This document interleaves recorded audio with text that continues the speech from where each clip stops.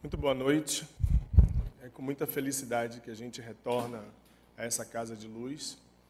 Oportunidade de estar participando dessa exitosa Semana Espírita. Ladeado aqui o nosso querido Marcos Novaes Adenauer. Ainda usa o Marcos? Não usa mais, é só Adenauer Novaes. Nossa geração, que é quase a mesma que ele, teve um pouquinho mais velho. Eu estou tentando ser gentil, Adenauer. Ele não entendeu, né? Então a gente aí, adolescente, acompanhou homens como Adenauer, como André Luiz Peixinho e tantos outros. Eu começava com o Renato agora, do nosso Divaldo, né? E realmente é com muita felicidade que a gente se sente acolhido aqui nessa casa. A manhã de hoje amanheceu especial, vocês perceberam isso? Foi uma manhã única. Às vezes a gente não se dá conta disso e perde a oportunidade de olhar em volta da gente e ver quanta beleza que existe ao nosso derredor, usando uma expressão de José de Alencar. Ao derredor da gente, a luz brilha e emana de uma forma impressionante. Hoje foi muito especial. Ao arrumar nosso pequeno jardim na varanda, eu olhava para o horizonte, a pequena nesga de mar que dá para ver da nossa varanda era enorme, mas a construção civil foi privatizando a vista. E hoje sobrou um pedacinho muito pequeno, né, da vista. E realmente eu vi que hoje foi um dia muito especial. Porque talvez dias de chuva tenham tomado Salvador mais cinzenta, essa manhã luminosa de sol realmente nos deixou hoje extasiados. Roberto acordou hoje assim, como eu, impressionado com a manhã de sol. Roberto levantou-se, era 8 e pouca da manhã, um pouco angustiado. Ele tem vivido uma série de problemas típicos da vida adulta, típicos do cotidiano que nos obriga a dedicar uma parte significativa das energias que gastamos em produzir dinheiro, riquezas. Como vi outro dia numa frase de Facebook, nós gastamos muita energia para ganhar dinheiro, para comprar coisas absolutamente supérfluas, para causar impressões efêmeras em pessoas que não necessariamente, a sua opinião condiz com as necessidades da nossa existência. Roberto acordou um pouco com essa angústia hoje, pensando por que trabalhar tanto, se dedicar tanto, para que gastar tanta energia para alcançar coisas materiais que naquele momento para ele pareciam pouco significativas. Ele tinha muitas provas para corrigir. Roberto é professor universitário e as contas desse mês não batiam certo e talvez por isso corrigir tantas provas o deixasse mais angustiado ainda. Ele passou quase toda a manhã de sol iluminada que ele via pela janela, dedicada a essa labuta. Não foi um dia bom para Roberto hoje. Ele, angustiado, passou o resto da manhã em casa e à tarde resolveu sair. Pegou um transporte qualquer e parou no Porto da Barra. Roberto pensava sobre a vida nessa manhã, nessa tarde de hoje. Em quantas horas dedicadas a trabalho que não necessariamente lhe traziam a felicidade imediata. O casamento dele não ia bem. As finanças dele não iam bem. Roberto começou a pensar por que viver num mundo que parece tão injusto, tão pouco solidário às suas necessidades, às suas angústias, aos seus desejos e aspirações. Será que existe um Deus mesmo? Será que essa crença que eleva o coração de algumas pessoas, lhes parece ser tão compensadora, se isso é efetivamente real?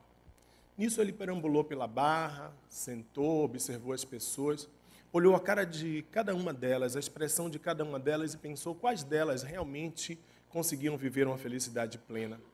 Ele sabia que naquele momento ele não estava bem, que as buscas que ele tentava encontrar, as procuras, naquele momento não apareciam como respostas necessárias e suficientes. Ele resolveu ficar até o fim da tarde. Sentou ao lado do farol da barra e resolveu acompanhar o final desse dia tão especial. Para ele parecia uma dicotomia, não entender como um dia tão belo não lhe trazia a felicidade que ele tanto queria. E as respostas que durante toda a vida ele tentou encontrar.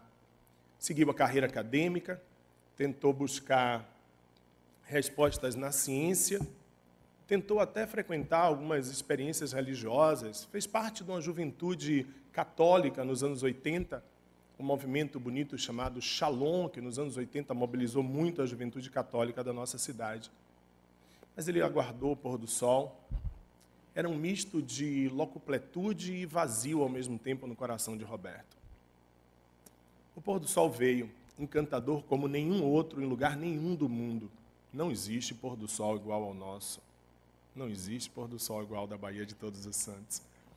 E ele sentiu felicidade e tristeza ao mesmo tempo.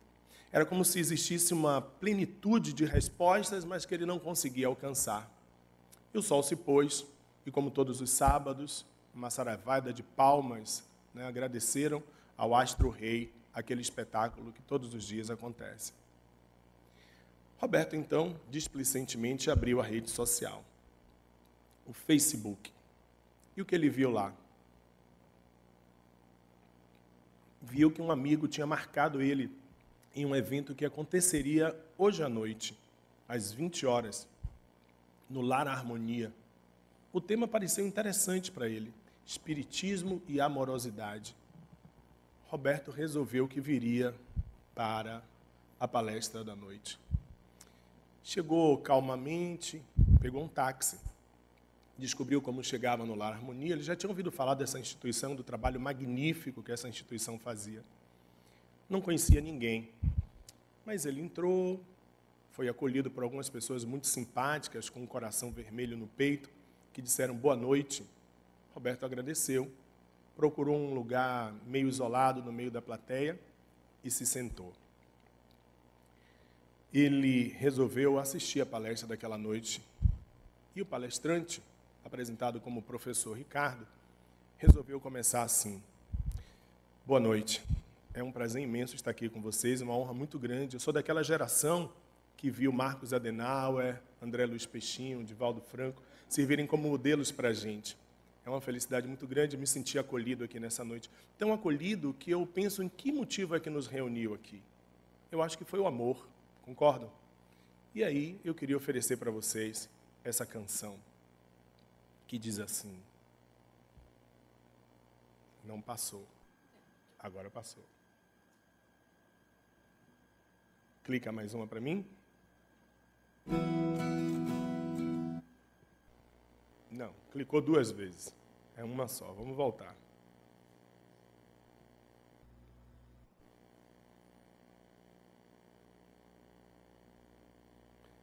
Você volta para mim? Clica aqui, ó, lá em cima, no ícone do evento, tá vendo? Lá em cima. Isso, agora é comigo aqui.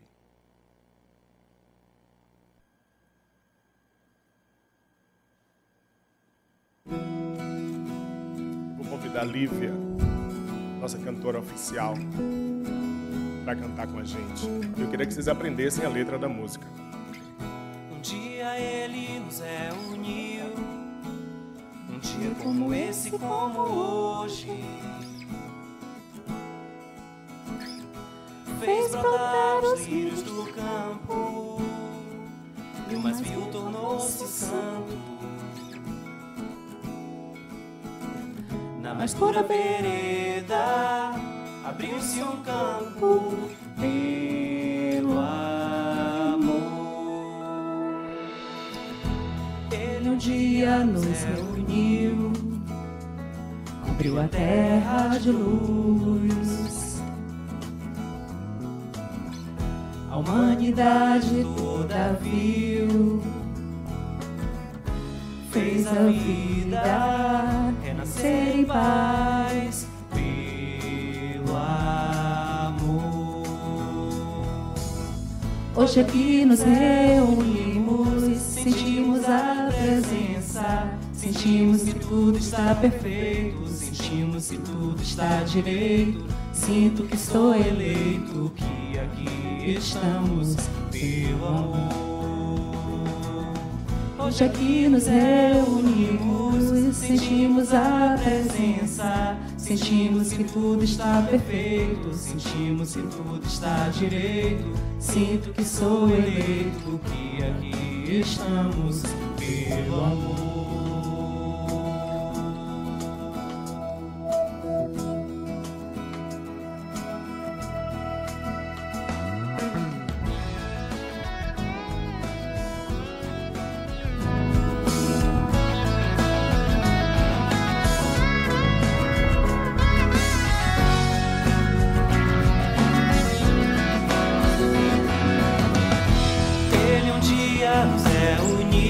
Agora vocês já cantam também. Cobriu a terra de luz, a humanidade toda viu, fez a vida renascer em paz pelo amor. Hoje aqui nos reunimos, sentimos a presença, sentimos que tudo está perfeito, sentimos que tudo está direito, sinto que sou eleito, que aqui estamos pelo amor. Hoje aqui nos reunimos, sentimos a presença, sentimos que tudo está perfeito, sentimos que tudo está direito, sinto que sou eleito, que aqui estamos pelo amor, pelo amor, pelo amor.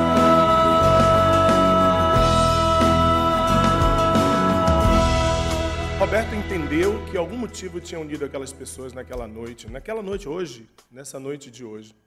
E ele percebeu logo que o palestrante da noite, ele estava muito feliz porque, particularmente, o dia de hoje era um dia que se comemorava o aniversário daquele que é o livro basilar e essencial da nossa fé, da nossa crença, que é o Livro dos Espíritos. 18 de abril é um dia marcante na história, me deixa feliz também de estar aqui convidado para falar exatamente no dia que se comemora o lançamento do Livro dos Espíritos. E ele quis saber, obviamente, Roberto, mais sobre essa doutrina e sobre Allan Kardec. Allan Kardec, pessoal, foi um professor de ensino fundamental francês, formado na escola de Pestalozzi, no conceito de educação de Pestalozzi, que se transformou num grande escritor de livros didáticos franceses e que, ao tomar conhecimento dos acontecimentos que vinham, notícias vindas, obviamente, dos Estados Unidos, das irmãs Fox, das mesas girantes, se transformou num dos maiores revolucionários do pensamento contemporâneo ocidental. Kardec, ao transformar a visão de mundo e a trazer o Espiritismo como a nova revelação a partir dos conceitos cristãos, transformou a vida dos homens no Ocidente a partir de uma percepção muito mais ampla da realidade. Kardec foi um cientista mais do que simplesmente um ficcionista. Ao invés de ser apenas um lançador de propostas e especulador, Kardec usou a ciência do século XIX para construir o pensamento e a crença e os valores da doutrina espírita. Allan Kardec diz: o homem não se preocupará com a vida futura, senão quando vir nela um fim claro e positivamente definido, uma situação lógica, em correspondência com todas as suas aspirações, que resolva todas as dificuldades do presente. Há 2 anos atrás, nós conversamos com Maria, presidente da Federação Espírita da Holanda, e ela contava como ela entrou em contato com a doutrina espírita. Assim como o nosso querido Roberto, ela procurou respostas à vida e os conceitos e os valores, e ela disse que quando o Livro dos Espíritos caiu na mão dela, ela chegou à conclusão de que tudo que ela tinha buscado até aquele momento estava ali. Alguns anos atrás, seguindo a lógica de Maria, nós resolvemos, na Juventude Espírita Nina Aroeira, produzir um livro. A ideia era, numa oficina de literatura, junto com os jovens da juventude, produzir um livro com perguntas e respostas. Durante meses, eu pedi aos jovens que eles procurassem nos seus colegas de escola, nos seus companheiros, o que gostaria um jovem de saber. Se você tivesse um oráculo, se você tivesse alguém na sua frente que tivesse todas as respostas, o que você gostaria de perguntar? Coletamos quase 2.000 perguntas. 2.000 perguntas. Dessas 2.000 perguntas, nós selecionamos 40 perguntas. Eu fui conversar com o tio Nilson, lá na Gráfica da Mansão, e disse: tio Nilson, olha, a gente queria produzir um livro. Ele: é mesmo? Vocês da juventude? Tio Nilson, a gente queria lançar um livro, os meninos estão animados com essa possibilidade. A gente vê a Mansão lançando tantos livros, de Divaldo e tal. A gente pode fazer isso? Ele: claro, meu filho, traga o material, a gente vai analisar, eu converso com o Divaldo e a gente faz o lançamento do livro. Você imagina a euforia dos meninos, Ficaram animadíssimos. Selecionamos as 40 perguntas e entregamos os 40 avatares. Assim, não chegaram a ser 40 porque a gente não tinha 40. Mas assim, selecionamos uns 18 a 20 nomes importantes assim, que poderiam dar essa resposta. Os que eu já citei alguns, inclusive Adenauer, a sua resposta ainda está lá até hoje. Você não lembra disso, mas você participou. Uma das perguntas foi entregue a Adenauer, né? Eram perguntas que iam desde sexo, a política, e cultura, e música, tudo que os jovens gostariam de saber e se tivessem alguém que pudesse responder. Organizamos as 40 perguntas e respostas e a gente ia fazer a leitura final naquela manhã, antes de levar para tio Nilson, já tudo digitado, formatado e tal. E a gente começou a ler as perguntas e as respostas. O livro ia se chamar Fale Sério, era o nome do livro. Os meninos tinham escolhido esse título, que era uma gíria na época. Hoje seria assim, qual é, véi? Né? Alguma coisa assim. Né? Diga aí, velho. Mas na época, uns anos atrás, era Fale Sério. E aí, quando a gente ia lendo as perguntas e as respostas, a gente se acabando de rir, todos nós, eu e os meninos.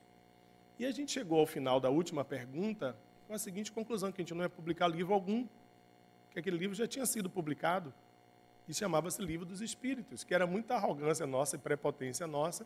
O material está guardado, né? Pergunta de Adenauer, como a de Divalda, de Peixinho, a de Marcel Mariano, de Ruth Brasil, né? E todos esses nomes de referência estão todos lá guardados, guardo com muito carinho, uso em minhas atividades e tal, mas não tem como republicar o Livro dos Espíritos. O Livro dos Espíritos conseguiu lançar todas as questões que naquele momento eram necessárias serem feitas naquele momento do século XIX. Então, Kardec, muito mais do que um ficcionista, de alguém que lançou pressupostos, ele usou a ciência da sua época para construir isso. Kardec foi um filósofo mais do que um futurólogo. É muito comum a gente ouvir no conceito sobre filosofia que a filosofia é a busca da razão de ser de todas as coisas. O filósofo é aquele que consegue antever o futuro, por isso que ele é um anacronista, porque ele consegue perceber nuances daquilo que a humanidade ainda não se deu conta. Pois é isso que Kardec fez, muito mais do que simplesmente encontrar uma explicação teórica, fruto do seu próprio entendimento. O que Kardec fez foi filosofar, no sentido de encontrar a razão de ser de todas as coisas, a essência fundamental de todas as coisas. É ele que diz: falsíssima ideia formaria do espiritismo quem julgasse que sua força lhe vem da prática das manifestações materiais e que, portanto, obstando-se a tais manifestações, ele terá minado a base.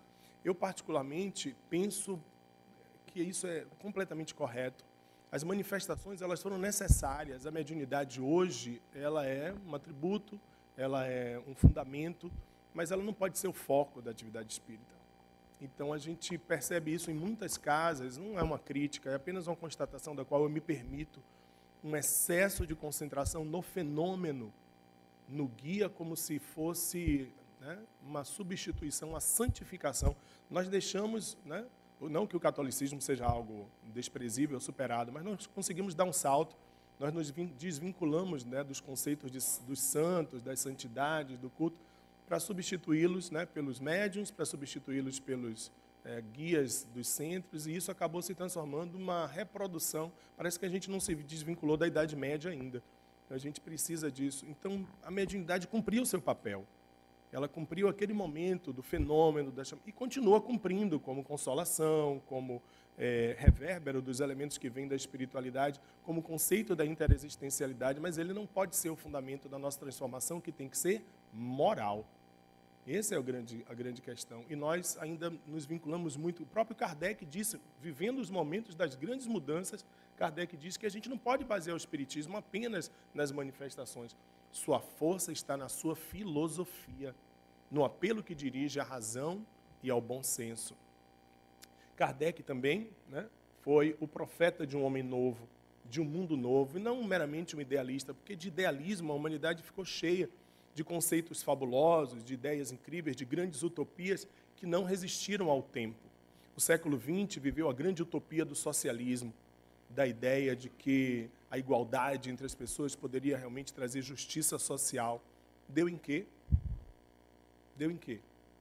Deu em algumas ditaduras, que ainda se mantêm anacronicamente, de forma absolutamente atemporal, e deu em regimes autoritários, totalitários e corruptos, simplesmente porque resolveram que iam transformar a sociedade, mas sem mudar profundamente o homem. Enquanto nós não mudarmos o indivíduo moralmente, as sociedades continuarão, né, corrompidas e defeituosas. No Espiritismo, a doutrina sobre o futuro não é obra da imaginação, mas da observação dos fatos materiais. Kardec foi um homem de sua época. Assim como os grandes cientistas de sua época, Kardec esteve ao lado, secundado de gente como Freud, Madame Curie, ao lado de gente como Ford, né? Como o próprio Pestalozzi, mas mais do que um cientista de sua época, Kardec deu um salto muito grande. Ele foi além de sua época. Ele foi um homem de sua época, mas foi um homem além do seu tempo. Por conta da nossa presença aqui, do nosso querido Roberto e de qualquer um outro neófito que possa estar aqui presente, eu me permito, no dia 18 de abril, a relembrar os princípios que Kardec trouxe, que são aquelas bases fundamentais da doutrina espírita. A existência de Deus. Isso é um conceito que, sem dúvida nenhuma, o Espiritismo não abre mão em hipótese alguma. A ideia de que existe uma inteligência suprema, causa primária de todas as coisas, é essência fundamental. Roberto quase conseguiu sentir isso ao pôr do sol hoje na Barra.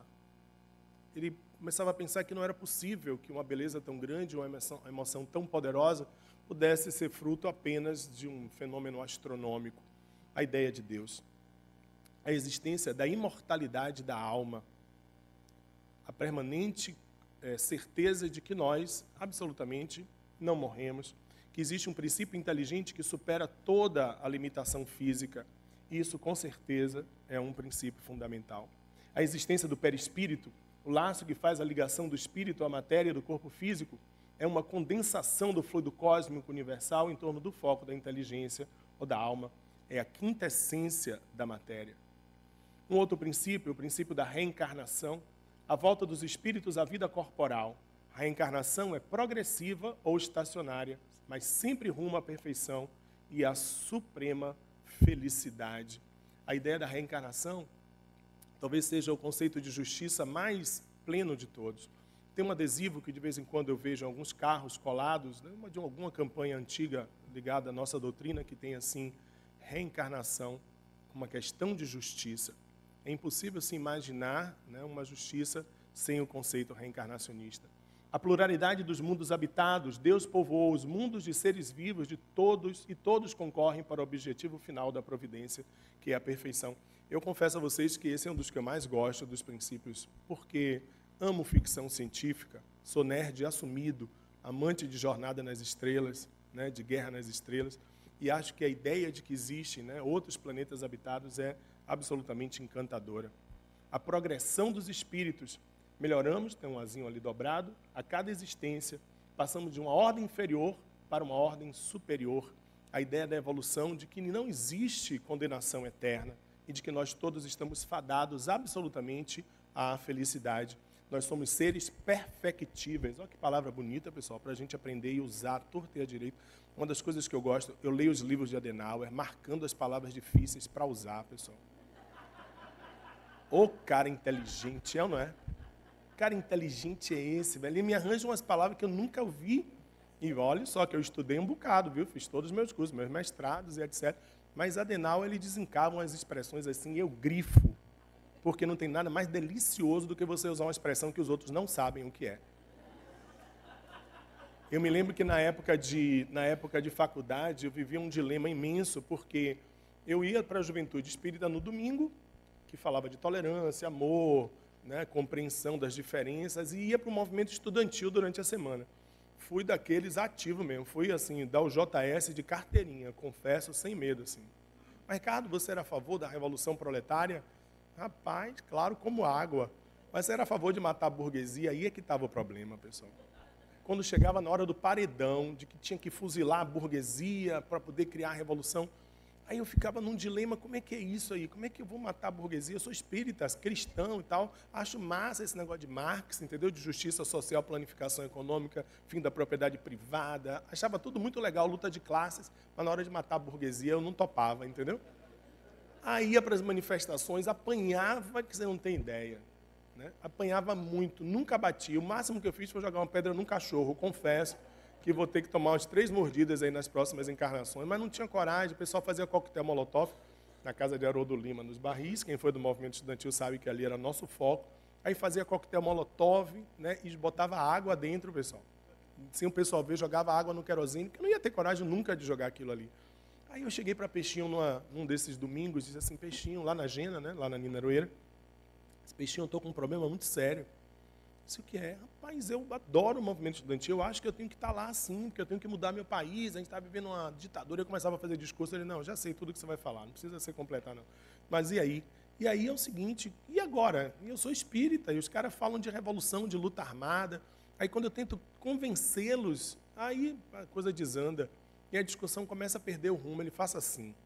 Quando a discussão chegar num ponto que você não tem a menor condição mais de evoluir, solte um conceito que o cara não domina. Você vai ver como você encerra a discussão na hora. Rapaz, você não tem ideia como funcionava.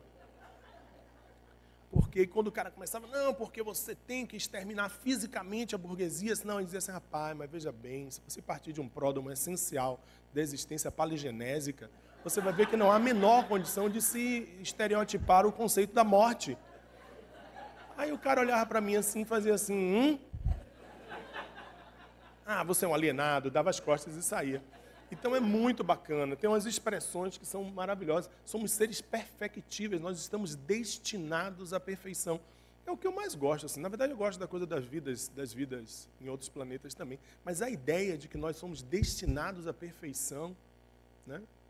De toda a obra de Kardec, claro, o Livro dos Espíritos é essencial, o Evangelho está toda semana no nosso culto, o Evangelho segundo o Espiritismo. Vocês já leram Céu e Inferno? Já, né?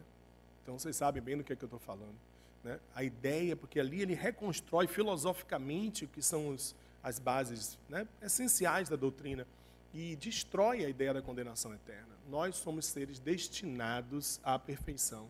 Aconteça o que acontecer, mesmo que eu reencarne aí em estados bastante complicados, eu vou ser feliz. Eu sei que isso está tocando fundo, né, Roberto? Porque hoje você chegou a pensar de que não existe, né, possibilidade da felicidade na Terra, com Estado Islâmico, com Boko Haram, com Shebab, com corrupção, com Lava Jato. Às vezes dá uma sensação, a gente às vezes nem é o problema que a gente vê nos jornais, não, é o cotidiano, né? É a intolerância do dia a dia, a dificuldade de lidar com o diferente, mas eu te garanto que nós seremos seres perfectíveis. A comunicabilidade dos espíritos, independente da mediunidade ostensiva, é outra palavra maravilhosa, a interexistencialidade. A possibilidade... Anotou essa já? Tem ali que está lendo no iPhone só anotando as palavras. Qual foi a outra? Somos seres perfectíveis, né? E essa agora é interexistencialidade. Lidar cotidianamente com a ideia de que existe uma outra dimensão da vida e que ela interage com a gente permanentemente é muito especial. Talvez dos maiores presentes. Eu não consegui acompanhar a matéria toda, mas essa semana eu vi... coisa de umas cartas, né? Alguém que está fazendo umas cartas, vocês chegaram a ver a matéria, né? Depois eu queria até saber os detalhes. Cartas Consoladoras, era exatamente o nome da matéria, era essa. E eu só vi a parte que as mães estavam emocionadas, né? E dizendo assim, que presente. Eu me lembro que a mãe repetiu muito assim, que presente, que presente. Nosso pai, nessa encarnação biológica, ele desencarnou, acho que uns 8 anos atrás. A experiência não foi muito boa para a gente, apesar de todo o espiritismo. Eu estava dizendo isso a Renato antes, né? A dificuldade do lugar vazio é muito grande. O lugar vazio, né? O Dia dos Pais, o Natal, rapaz, é muito complicado. Por mais que a gente saiba que a morte não existe, é um lugar vazio, né? É a saudade, mesmo na certeza de que a gente vai reencontrá-los. E o desencarne dele foi um processo muito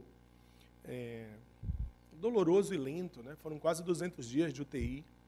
E meu pai e minha mãe, né, eles têm uma história daquelas histórias de contos de fadas, assim, sabe? Aquelas histórias de amor, de sintonia absoluta, de uma amizade inacreditável, porque eu acho que o mais admirável deles, além de todo o romance, era a amizade que eles tinham pelo outro, a cumplicidade.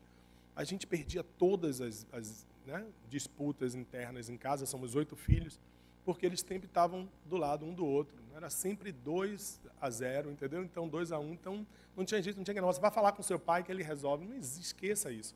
Eles estavam sempre em absoluta e completa sintonia. E ela teve muita dificuldade com o desencarne dele. Muita.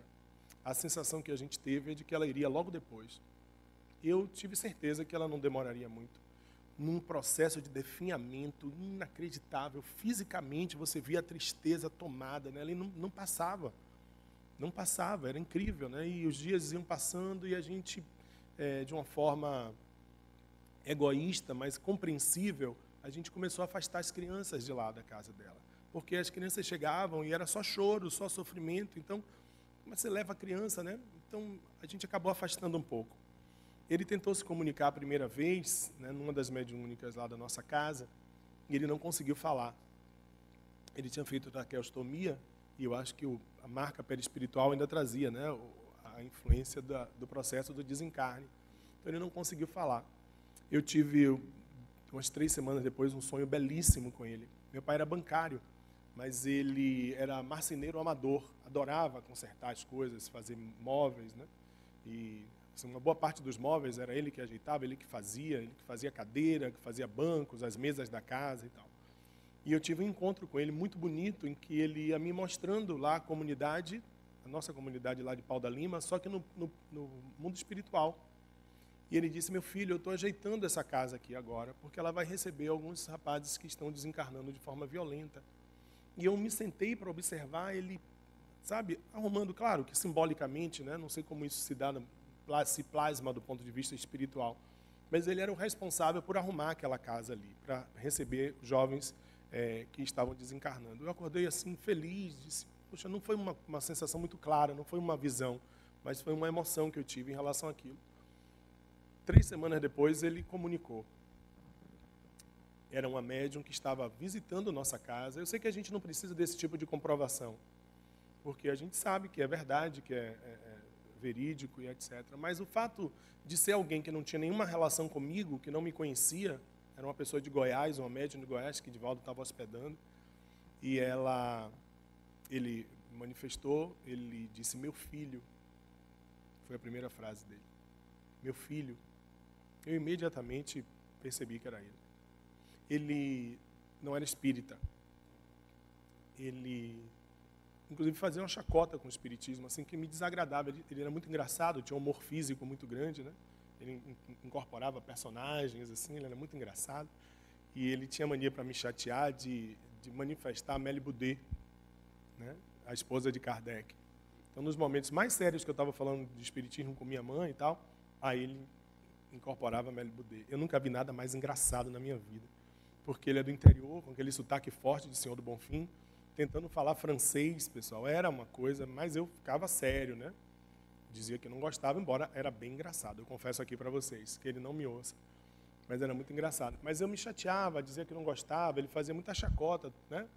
Minha avó tinha uma mania de dizer que todo mundo, não sei quem foi Napoleão, esse menino aí, ó, com certeza foi Dom Pedro I. Ele dizia, pô, engraçado, né? Todo mundo foi personagem histórico famoso, e eu fui quem, né? Então ele disse, pô, ninguém vai arranjar uma encarnação bacana para mim. Então, assim, eu imagino que ele desencarnou ainda com essa coisa, sem levar o espiritismo muito a sério. E ele disse, meu filho, é tudo verdade, meu filho. Aí eu disse, o que, meu pai, que é verdade? Ele, espiritismo. É tudo verdade, meu filho. Diga ao amor da minha vida que não tenha pressa de vir me encontrar, que o tempo vai chegar da gente se reencontrar, que ela tem muito o que fazer ainda. Leve meus netos para passar os dias com ela. É isso que vai curá-la. Depois de eu ter me recuperado de umas 6 horas de choro, né? Porque a emoção é muito forte, não é? Muito forte. Aí eu fui direto, eu liguei para meus irmãos e tal, a maioria não é espírita, já foram, né? Quer dizer, não sei se foram, né? Mas hoje não se dizem mais espíritas, e eu liguei para todos, eu disse, olha, vocês vão me ouvir. Aconteceu isso, todos obviamente ficaram muito emocionados, e a gente resolveu voltar a levar as crianças, né? E foi incrível o efeito, contei isso a ela, obviamente ela se emocionou muito, e ela foi se recuperando. Embora eu tenha minhas restrições com a mediunidade, e tenho mesmo, né? Pelo menos com as manifestações que acontecem, sou extremamente cético em relação à maioria das coisas que se dizem que são manifestações mediúnicas, sou extremamente cético em relação a muita coisa que anda sendo publicada, porque as pessoas se enchem, inclusive algumas pessoas da FEB, para dizer que nós somos, a nossa produção bibliográfica espírita é monumental, que não se compara, que equivale a publicações de outras áreas, como da área médica, por exemplo.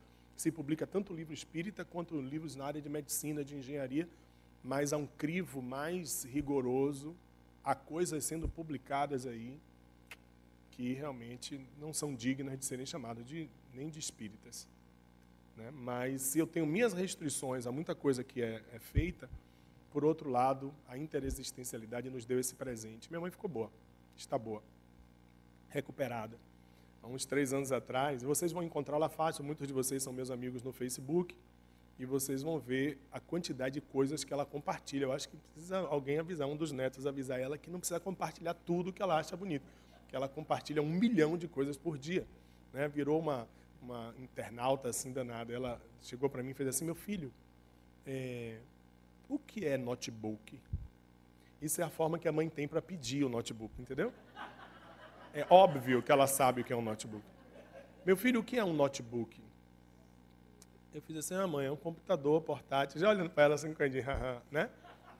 Aí ela, deve ser interessante, né? Eu tinha acabado de comprar um notebook, Toshiba Satellite, era o melhor na época, assim, para trabalhar, para editar vídeo e tal. Estava na caixa ainda, mas para a mãe não se tem restrição. Fui lá, peguei o notebook e disse a ela que, tome assim. Não, meu filho, não precisa. De onde você tirou essa ideia? Disse, não, foi uma coisa que me veio na cabeça. E não é para minha surpresa que semanas depois eu recebo um e-mail dela. Você acredita, pessoal? Era uma coisa assim, era como ver, sei lá, Beyoncé de burca. Seria uma coisa mais ou menos isso. Receber o Osama Bin Laden cantando funk. Seria mais ou menos uma coisa assim. Receber um e-mail de minha mãe foi muito especial. Presente da interexistencialidade, né? Compartilhando coisas bonitas, né? Valorizando a vida, né? Amando a ideia de estar viva, de acompanhar o crescimento dos netos dela. Quando eu recebi, vou pedir licença para uma coisa bem pessoal aqui. Quando eu recebi o primeiro e-mail dela, eu fiquei tão emocionado que eu escrevi assim: Marília é minha filha, está aqui presente. Ai, passei de novo. Você volta para mim, querido? É só voltar assim, ó. Aí, pronto. Marília, corre. Vem ver o que chegou. Peraí. Marília, corre, vem ver o que chegou.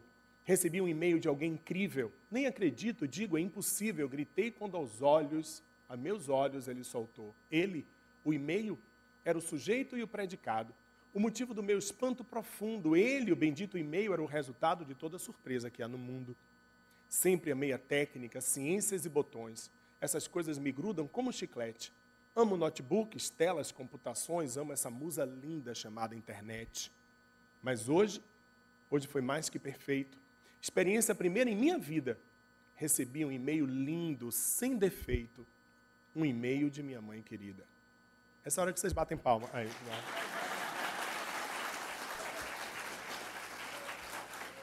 esse conjunto, bonito, né? Assim, não um poema, né? Bonita a história, assim, a situação. Mas o poema também não ficou ruim, não, viu?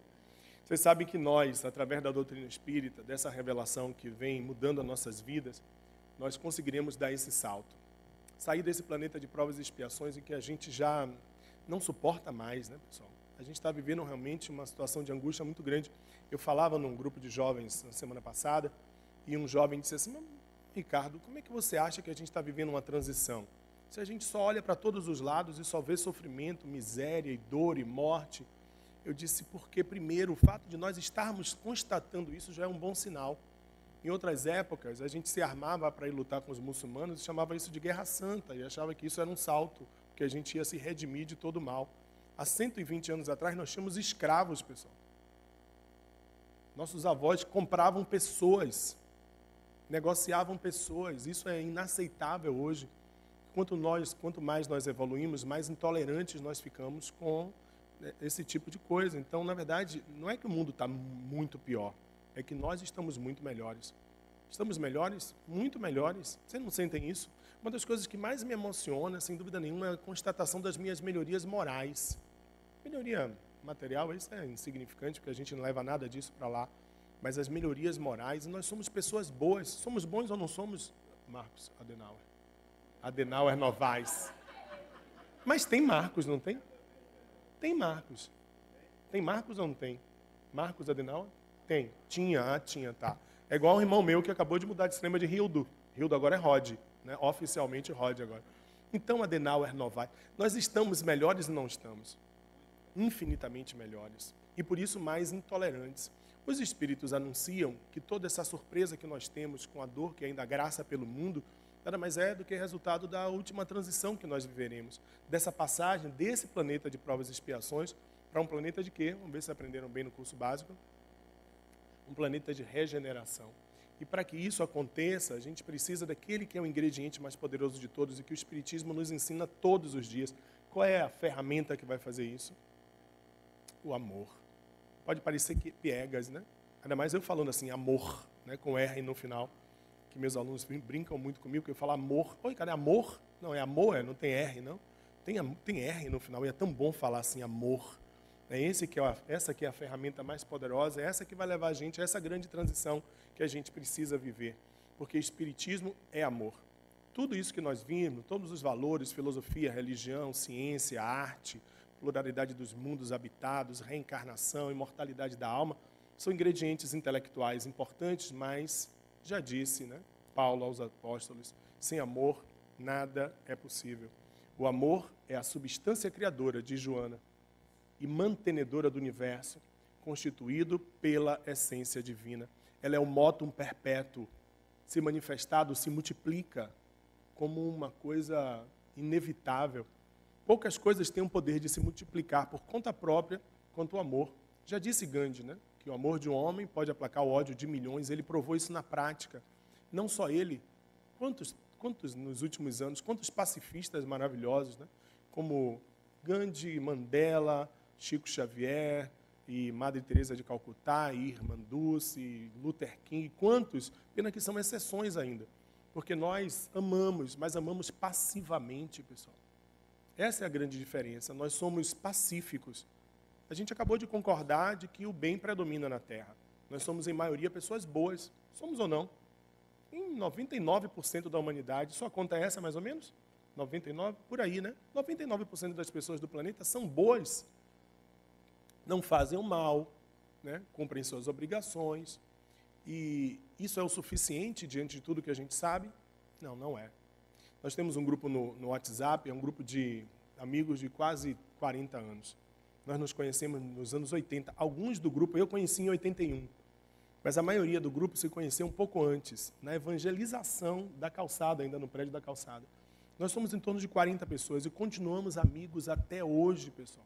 É uma coisa impressionante, é outro grande presente que a doutrina nos deu. Continuamos amigos próximos e íntimos. Estivemos em todos os momentos da vida uns dos outros ao longo desses 35 anos. No nascimento dos filhos, nos casamentos, nas separações, nos enterros dos pais, nas formaturas, nas defesas de teses, todos estivemos juntos. Somos muito amigos, nos amamos muito. Mas de vez em quando a gente, na nossa discussão dentro do grupo, e nós discutimos sobre muitas coisas, existe um debate que é muito claro, do qual eu normalmente tenho um ponto de vista diferente, que eu tomaria a ousadia de explanar aqui para vocês.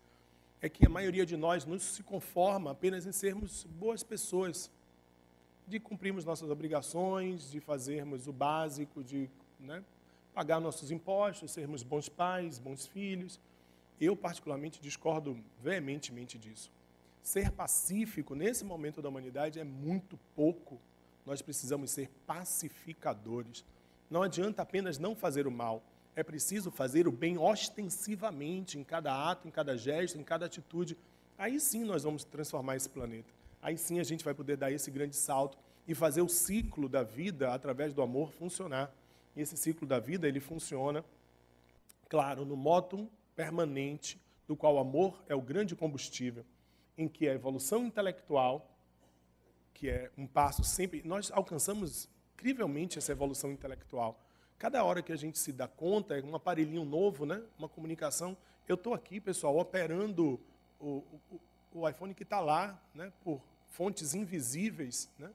Os sons chegam a gente, as comunicações chegam, né, praticamente em tempo real. É incrível, eu amo tecnologia de verdade, não foi um verso só para rimar ali, não. Eu acho a tecnologia impressionante, mas a grande questão é que nós evoluímos demais intelectualmente e nós não damos os mesmos passos na nossa evolução moral. Se as conquistas e os títulos são importantes, mais importantes são os avanços morais que nós conseguimos. E cada passo intelectual ele tem que gerar um avanço moral. E Jesus é a referência maior disso. E quem faz com que esse ciclo virtuoso funcione é o amor. É o que nos emociona, que derrama nossas lágrimas. É o que faz com que a gente realmente sinta significado para a nossa vida e nossa existência. O progresso é a aspiração do melhor pelo bem. E não simplesmente pela aceitação de não fazer o mal.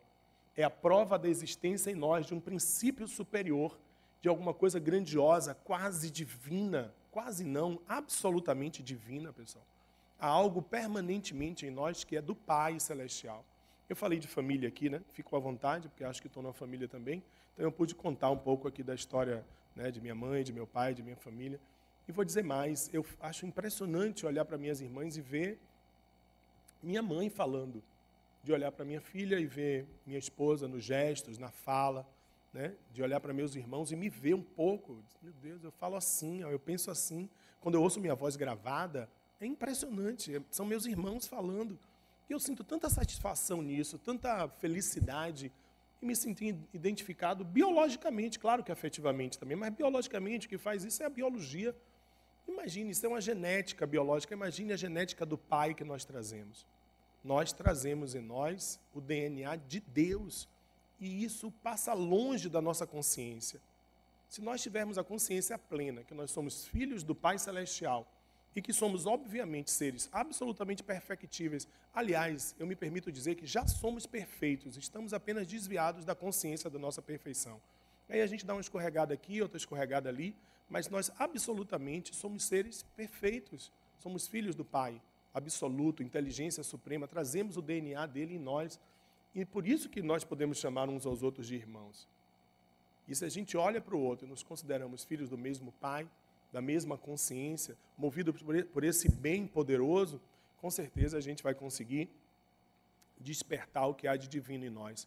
A grande tarefa da nossa vida é fazer despertar em nós o que há de mais poderoso. O objetivo da existência é o desabrochar dos germes divinos da alma. Esse é o nosso trabalho cotidiano, redescobrir aquilo que nós já temos, que já trazemos, que é a bondade absoluta, a inteligência absoluta, o ser absoluto, a perfeição absoluta. Nesse dia em que nós comemoramos o 18 de abril, aniversário, você fez a conta? Alguém fez a conta hoje? Quanto é que dá? 158 hoje, né? 158 anos do lançamento do Livro dos Espíritos, na Galeria d'Orléans, né? Na Livraria Dantou, né? No centro de Paris. Nós tivemos a oportunidade de, quando fomos fazer o documentário, parar na porta da livraria, né? Onde tinha sido lançado o Livro dos Espíritos. Vocês sabem que, ao mesmo tempo que as pessoas compravam o livro, elas tinham conhecimento, podiam olhar, né? Pegar em suas mãos o documento de batismo, de nascimento de Allan Kardec. Que, na verdade, Allan Kardec nasceu nesse dia. Ele se registrou, mudou seu nome, foi batizado como Allan Kardec nesse mesmo dia. Então, nesse dia, né, em que nós comemoramos esse marco tão importante para a história contemporânea ocidental, nós aproveitamos para agradecer a Kardec, né, por ter nos trazido Jesus através das verdades inovidáveis da doutrina espírita. Roberto, meu querido, que pode ser um personagem real, pode ser um personagem de ficção, vocês absolutamente não vão saber. Roberto, meu querido, que as nossas palavras, e principalmente a energia que talvez você tenha sentido hoje aqui, possa de alguma forma ajudar você, né? Que esse contato seu na rede social, né? A certeza de que você deveria estar presente hoje, faça você refletir. Quem sabe nós não trazemos verdades completas e absolutas, mas te ajude a entender pelo menos uma coisa, que essa doutrina que nós adotamos, ela tem uma matriz essencial, que é o amor. A amorosidade, o acolhimento, esse mesmo carinho que você sentiu quando chegou aqui, que procurou um lugar para sentar, que foi recepcionado e recebeu aquele boa noite tão carinhoso, que você leve adiante, que você possa propagar adiante essa emoção que nós todos sentimos. Porque nós nos reunimos hoje aqui pelo amor. Lívia, não está à vontade não, mas venha cá. Vai vencer, eu quero você em pé agora, tá? Vamos cantar juntos. Pelo amor. Pode ser embaixo. Vocês já aprenderam? Então vamos cantar juntos.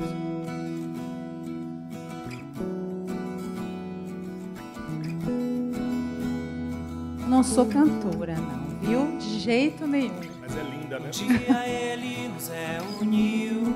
Agora vocês ajudam. Um dia como esse, como hoje,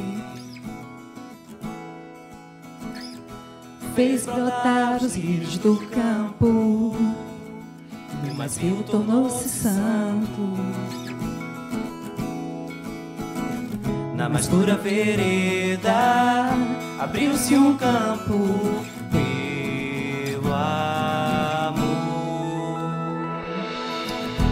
Ele um dia nos reuniu, cobriu a terra de luz. A humanidade toda viu, fez a vida renascer em paz pelo amor. Hoje aqui nos reunimos, sentimos a presença, sentimos que tudo está perfeito, sentimos que tudo está direito. Sinto que sou eleito, que aqui estamos pelo amor. Hoje aqui nos reunimos, sentimos a presença, sentimos que tudo está perfeito, sentimos que tudo está direito. Sinto que sou eleito, que aqui estamos pelo amor. Eu acho que já pode botar baixinho, até porque a turma tá cantando tudo aqui.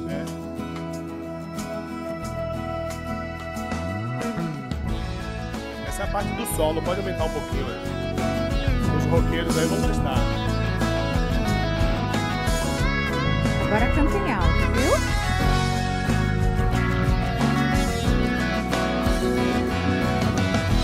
Ele um dia nos reuniu, cobriu a terra de luz. A humanidade toda viu, fez a vida renascer em paz pelo amor. Hoje aqui nos reunimos, sentimos a presença, sentimos que tudo está perfeito, sentimos que tudo está direito. Sinto que sou eleito, que aqui estamos pelo amor. Hoje aqui nos reunimos, sentimos a presença, sentimos que tudo está perfeito, sentimos que tudo está direito. Sinto que sou eleito, que aqui estamos pelo amor, pelo amor, pelo amor. Obrigado a vocês, obrigado a Kardec, obrigado a Jesus. Muita paz.